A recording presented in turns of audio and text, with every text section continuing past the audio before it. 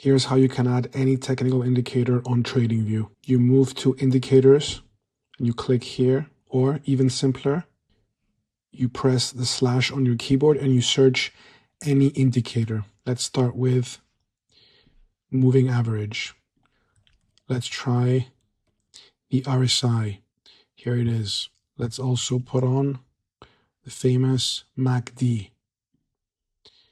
So you can size down or up your indicators. Go to the legend to edit them.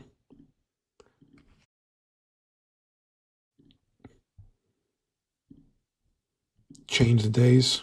You don't want to. Change the style. Make it simpler. You see how it changes in the background.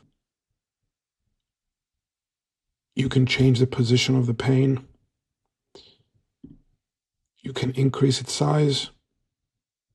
You can shrink it if you don't want to see it. And then you come back here and you expand it again.